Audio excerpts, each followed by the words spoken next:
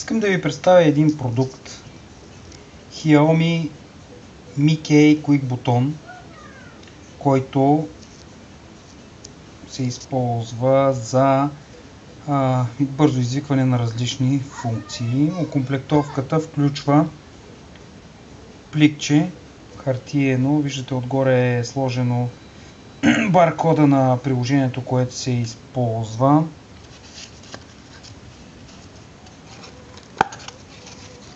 Какво представлява от вътрешната страна? Кейчето е сложено в малка гумена или пластмасова опаковка, която може да се слага върху една слушалки. После ще ви го покажа това как става, тъй като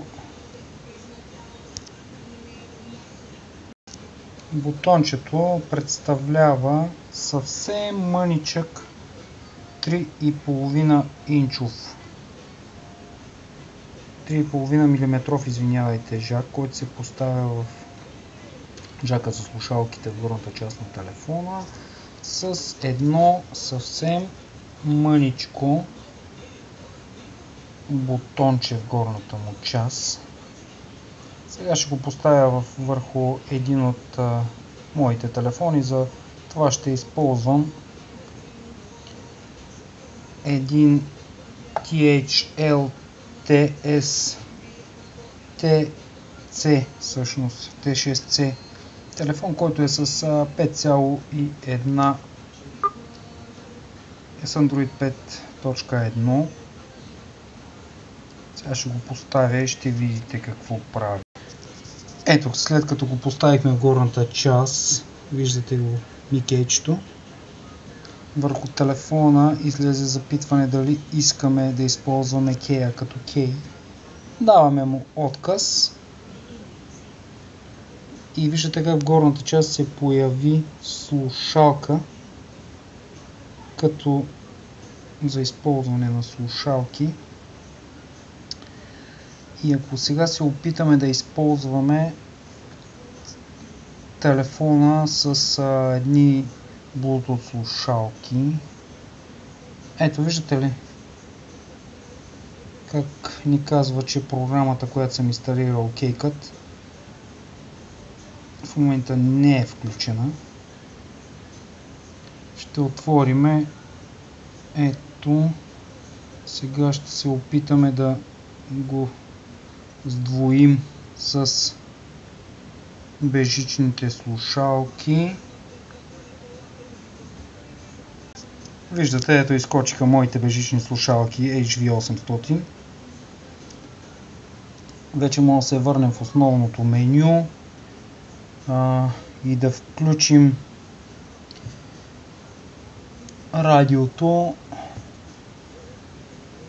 Както виждате, ето вижте в долната част, радиото вече работи, тъй като възприема микейчето като включени слушалки. Но все пак, тук говорим за основната му функция. Тя е само спомагателна, просто да си използвате безжичните слушалки, като ползвате радиото. Така че това към момента не ни интересува толкова много. Просто едно допълнително. Включваме отново програмата. Ето. Сега виждате, че слушалките в горната част изчезнаха. Обръщам ви внимание на това, защото вече Мики е готов за използване. Настроил съм няколко позиции. Ето сега едно бързо натискане на Микея ни отваря галерията. Ето, вижте. Съответно, две натискания ми отвориха Mi Band. Ето, виждате ли? Две натискания ми отвориха Mi Band-чето. Сега ще опитам да направим 3 бързи натискания. за да видим какво ще се реагира. Не, възприе го като един, но това е принципа. Може да го настроите с дълго натискане, с късо. Ще опитам още веднъж, макар че с една ръка не ми е особено удобно, за да направя трите бързи натискания. Не ги възприе. Но ви уверявам, че става, пробвал съм, можете да го настроите на едно дълго натискане или нещо друго, работи много коректно и много приятно, ако обичате да използвате такива функции.